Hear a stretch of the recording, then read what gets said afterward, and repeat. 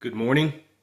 Thank you for joining the Center for Christian Research. I'm going to talk about just really quick a little thing in Mark 7:24, and it is a Gentile shows her faith.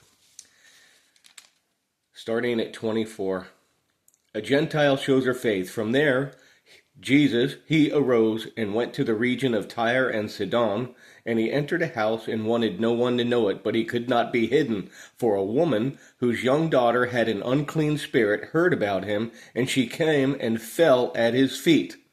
The woman was a Greek, a Syro-Phoenician by birth, and she kept asking him to cast the demon out of her daughter. So she's not Jewish, she's a non-Jewish person, a Gentile. Let the children be filled first, for it is not good to take the children's bread and throw it to the little dogs. Jesus is talking about the Jewish people, the chosen people of God, and that they should eat first before they throw food over to the little dogs, or what they termed the little dogs as Gentiles back in those days. And we'll get into that in a minute here. Listen to what she says. And she answered and said to him, Yes, Lord, even the little dogs under the table eat from the children's crumbs. And when he said to her, For this saying, go your way, the demon has gone out of your daughter. And when she had come to her house, she found the demon gone out and her daughter lying on the bed. Okay, what is going on there? What happened there? Okay, what's a Gentile? Okay, a Gentile is a non-Jew. And what it does, it takes us back basically to Genesis 11, the Tower of Babel. Everybody was under God, one religion, everyone worshiped God. But when a large group of people quit worshiping God, they're like, in so many terms, screw you, God, we're not going to worship you, the King of Kings, the God of gods. We're going to worship a bunch of other gods. So God said, fine, you don't want to worship me? Okay, I'm going to divide you all up in different nations and set over you small g gods as take care of you. And that was the creation of the Gentile nations. And in this woman's response, she is confirming that and saying that, yes, we know, and it was commonly well known back in those days of Jesus, that the Jewish people were separate. They were a holy people, a nation of kings and priests, and everyone knew that. And pretty much throughout the ancient world, Yahweh, the God of Israel, the God of all gods, the Most High, El Elyon, everyone recognized he was the Most High God. So even Gentiles, so when she recognized Jesus, his authority, saying that yes, even though we're little dogs, we still get some crumbs, that faith was shown by Jesus. Now, if you fast forward to today, the United States, by and large, although is not considered a Christian nation anymore by most people's standards, but the United States clearly was founded by godly men on what's called the Judeo Christian tradition.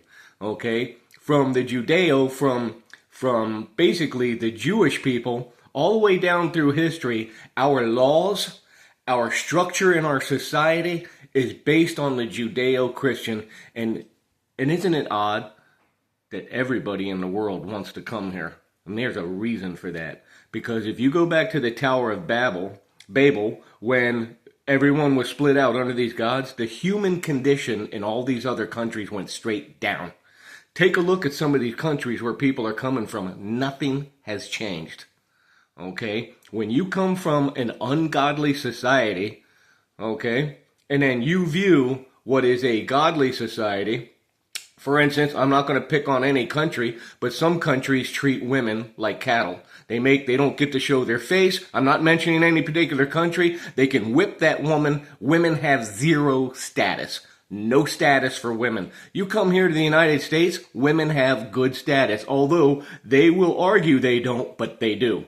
They can walk by themselves and not be beaten or raped out in public, okay? This is the Judeo-Christian tradition. During the founding of the United States, clearly, biblical men put this society in place, and our model is clearly shining through. And that's why I'm going to say that when you talk to most people from anywhere in the other country, they want to come here. And it's well known and it's well recognized, even though they may not want to admit it.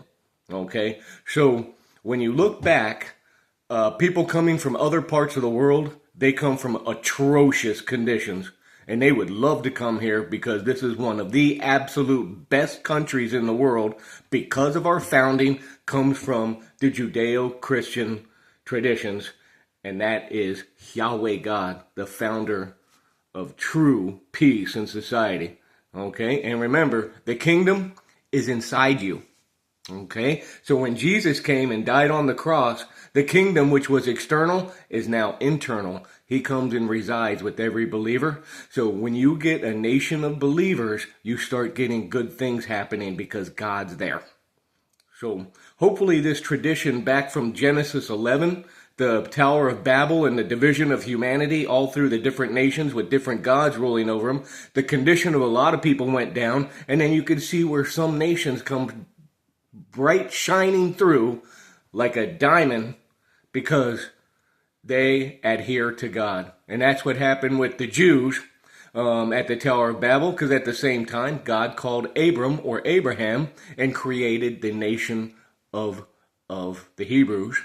And that was God's particular inheritance, was the nation of Israel. That's why Jewish people, back then, the nation of Israel is God's chosen people. And that happened during the Tower of Babel, the creation of the Gentile nations and the believers. So when you come to God, you are actually grafted into the family of God through the promise given to Abraham. Am I Jewish? No. Are you Jewish? Maybe not. But the one thing, Jesus Christ went to the cross so that you and me, non-Jewish people, would be allowed back into the family of God. And you'll see that's a predominant thing that's run through the United States and its founding. That's why everyone wants to come here. It's because of God.